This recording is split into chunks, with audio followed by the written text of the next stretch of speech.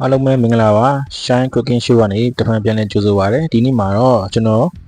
ကရင်ရိုးရအစားအစာကျွန်တော်တာလပေါဟင်းကိုချက်သွားမှာဖြစ်ပါတယ်အရင်ဆုံးတာလပေါဟင်းအတွက်ကျွန်တော်ပစုံကိုအရင်ဆုံးกินလိုက်ပါမယ်ပစုံမိခင်ကိုကျွန်တော်မီးအများကြီးမกินမဲနဲ့နည်းနည်းလေးပဲအယောင်ပြပြီးတော့အနှက်လေးထွက်လာတဲ့အထိပဲကျွန်တော်กินလိုက်ပါမယ်ပြီးရင်တော့တစ်မျိုးကကျွန်တော်တို့ဆန်ဖြစ်ပါတယ်ကျွန်တော်ဆန်ကိုလည်းနည်းနည်းလေးဖြော်လိုက်ပါမယ်အယောင်လေးနည်းနည်းထွက်တဲ့အထိလောပြီးတော့ကျွန်တော်တို့ထောင်းဖို့အတွက်လောမှာပေါ့နော်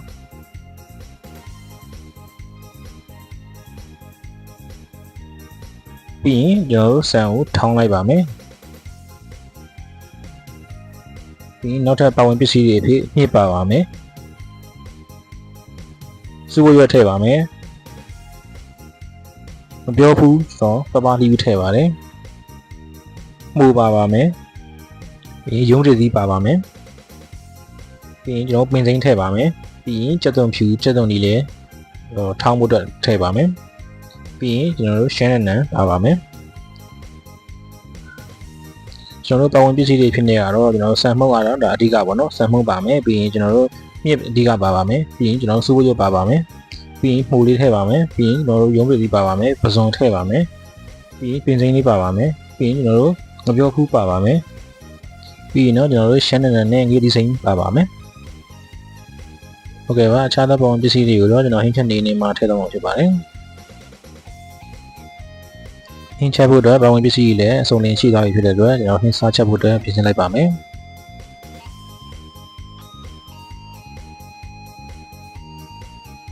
ဒီနေ့ကျွန်တော်ငပိရေကျူဖြစ်ပါတယ်ငပိရေကျူကကျွန်တော်ပြင်ငပိကိုရေကျူထားဖြစ်ပါတယ်ဒီနေရာမှာကျွန်တော်တို့ရေကျူငပိသုံးလိုက်ရပါတယ်ပြီးရင်ကျွန်တော်ဆန်မုံကိုကျွန်တော်ကြက်သွန်ဖြူကြက်သွန်ဒီငေးလေးစိမ်းနဲ့ထောင်းပြီးတော့ညက်နေအောင်ထောင်းရတာဖြစ်ပါတယ်ဒါအဓိကပင်မထည့်ရမယ့်အရာဖြစ်ပါတယ်အစားအသောက်အနေနဲ့ကျွန်တော်တို့တဲဦးပူတဲ့အချိန်မှာရှည်နေငယ်ထည့်ပါမယ်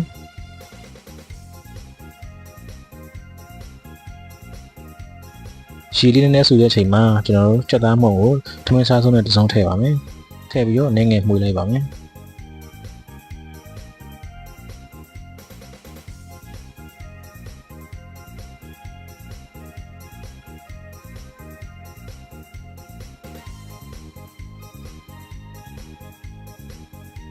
အနေငယ်လေးဆူတဲ့အထိကျွန်တော်ခဏဆောင်းပြီးတော့မှကျွန်တော်တို့တခြားလိုအပ်တာလေးထည့်ပါမယ်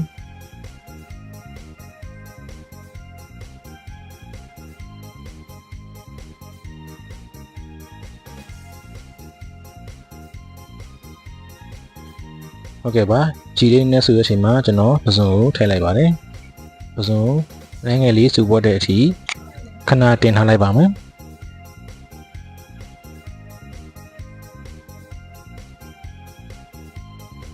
ဟုတ်ကဲ့ပါကျွန်တော်အဓိကအရာဖြစ်တယ်ကျွန်တော်တို့ဆန်မုံထောင်းထားတဲ့ဟာကိုကျွန်တော်ထည့်ပါမယ်ပြီးနည်းနည်းလေးမှုပေးပါမယ်အောက်မှာဆန်မုံတွေမကတ်နေအောင်ပေါ့နော်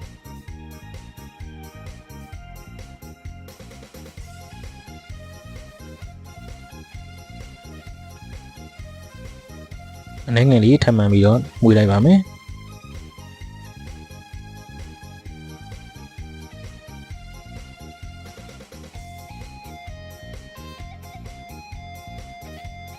ပြီးတဲ့အခါကျွန်တော်တို့မြစ်ကိုထည့်ပါမယ်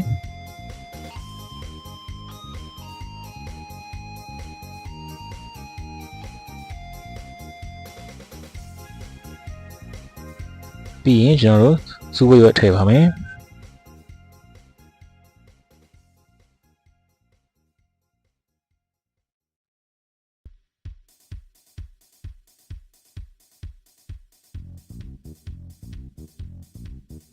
နည်းငယ်လေးမှုလိုက်ပါမယ်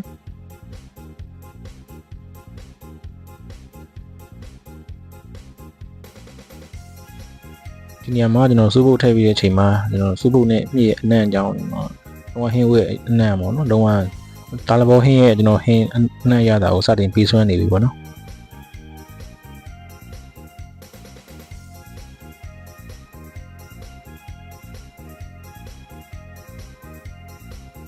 ပြီးရင်ကျွန်တော်ငပြောဘူးပပလီးတာလေးတော့ထည့်ပါမယ်ငပြောဘူးကတော့ဘာမဖြစ်တော့မဟုတ်ပါဘူးမထည့်ရင်လည်းရပါတယ်ကျွန်တော်တို့ဒီမှာငပြောဘူးကြိုက်တဲ့အတွက်ထည့်ပါတယ်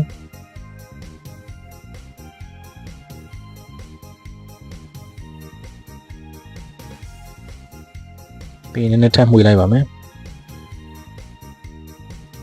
ဆိုဒီနေရာမှာစံမုံကအောက်မှာကတ်မှာဖြစ်တဲ့အတွက်ကျွန်တော်နည်းနည်းချင်းဖြည်းဖြည်းချင်းမှွေပြီးနေရမှာဖြစ်ပါတယ်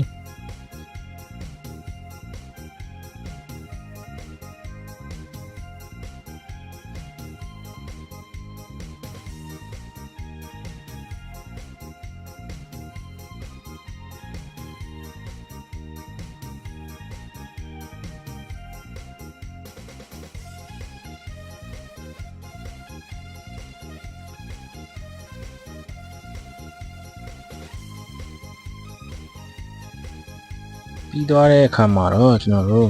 ရုံးတည်သီးကိုထည့်မှာဖြစ်ပါတယ်ရုံးတည်သီးရဲ့ပါဝင်ပေါင်းစပ်မှုကလည်းဒီ dialog ဟင်းကိုပို့ပြီးရတာပိုကောင်းစေပါတယ်ရုံးတည်သီးနှူးသွားတဲ့အခါမှာနူးညံ့တဲ့ရတာကိုပြီးဆုံးမှာဖြစ်ပါတယ်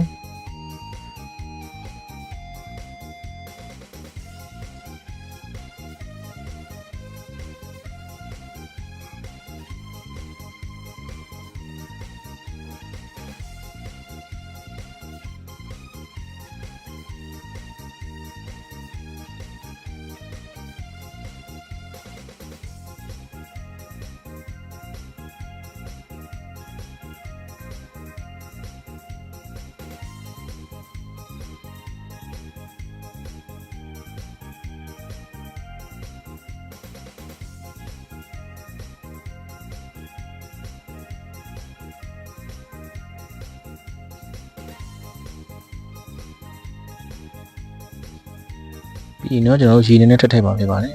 ပြီးတော့ကျွန်တော်တို့စူရဲ့အထီးအနေငယ်ဆောင်းလိုက်ပါမယ်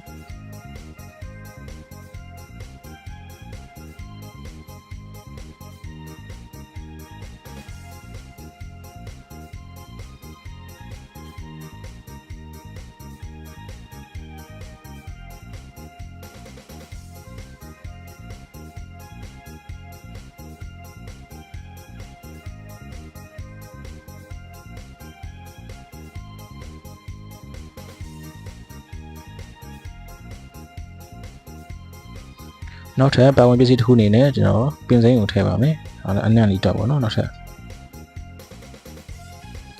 စူဖို့ရွက်ရဲ့ညှိရဲ့အနံ့လေးပေါင်းစပ်မှုရဲ့နောက်မှာကျွန်တော်တို့ပင်စိမ်းရဲ့အနံ့လေးပါထပ်ပြီးပေါင်းစပ်တဲ့အခါမှာတော့ဟင်းခွဲကလုံးဝအနံ့တော့လုံးဝမွေးနေတာပေါ့နော်။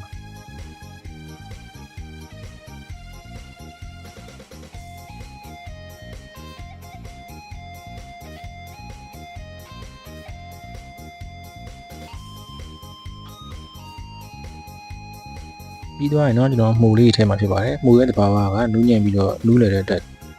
နောက်ကျောင်းမှာထိနေဖြစ်ပါတယ်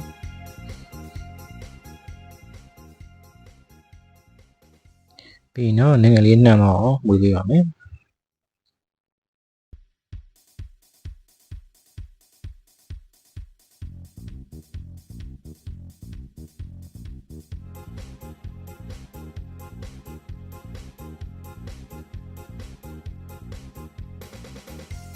ပြီးရင်တော့အရသာတော့ကိုကျွန်တော်မြင်ကပိကိုရေးလျှော့ထားပါတယ်ဒါကိုကျွန်တော်ထည့်ပါမယ်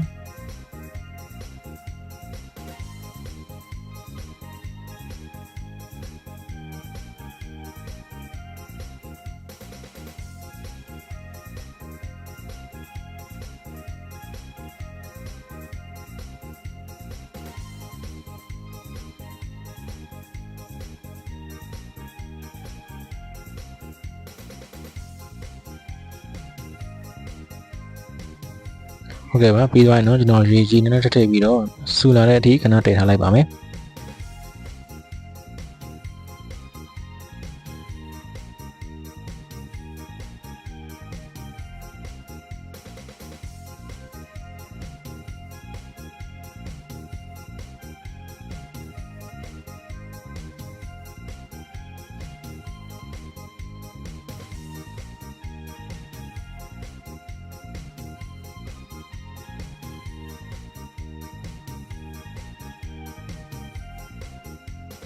โอเคထပ်မှန်ပြီးတော့ရတာအတွက်ကိုကျွန်တော်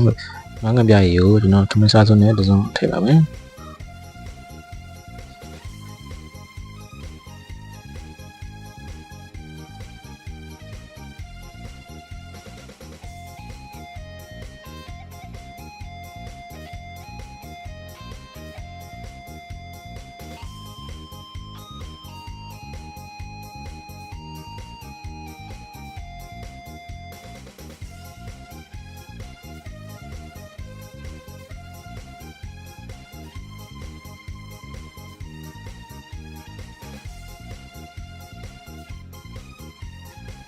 ပြီးသွားရင်တော့ကျွန်တော်တို့ငရေသီးစိမ်းလေးတွေကိုထည့်ပါမယ်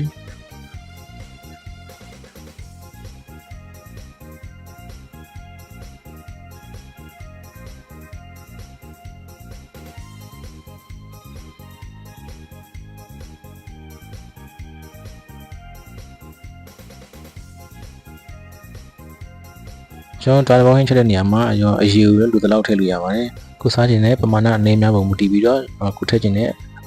စာပလာတွေရဲ့ပမာဏအနေများပုံမူတည်ပြီးတော့ထည့်ပါလို့ရပါတယ်အရန်ကျရင်လည်းမကောင်းသလိုအရန်ပြည့်ရင်လည်းစားတာ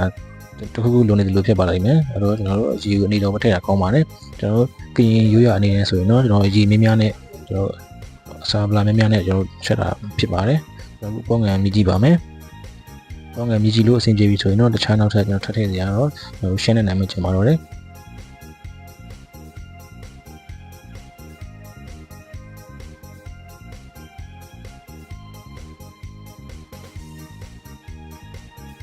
ကျွန်တော်ပေါင်းငယ်ရတာလည်းအနေတော်ဝေးဖြစ်တဲ့အချိန်မှာကျွန်တော်တို့နောက်ထပ်ထည့်စရာရှင်းတဲ့နာမည်ရှိပါတော့တယ်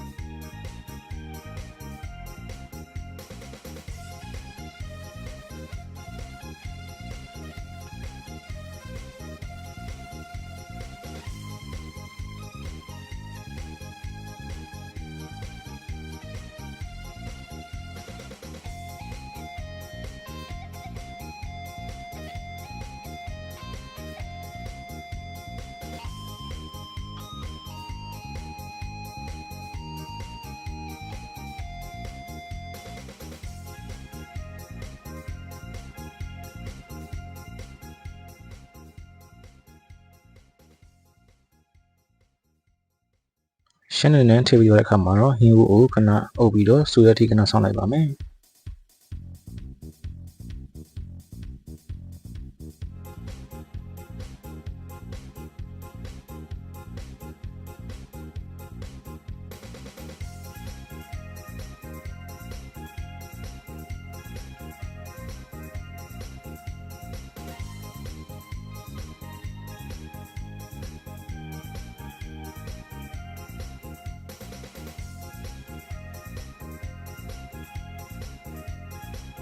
ဟုတ်ကဲ့ပါဒါဆိုရင်တော့ကျွန်တော်လုံးဝအနိုင်ရတာပြည့်စုံတဲ့ကျွန်တော်ကင်ရိုးရတာလဘောဟင်းတစ်ခွက်ရပါပြီမိတ်ဆွေတို့လည်းကျွန်တော်ချက်နေတိုင်းတိုင်တိုင်ပြီးတော့ချက်ပြကြည့်ဖို့အတွက်အကြံပေးပါတယ်တကယ်လို့မှအနိုင်ရတာပြည့်စုံပြီးတော့ရတာရှိပြီးတော့စားလို့တကယ်ကောင်းပါတယ်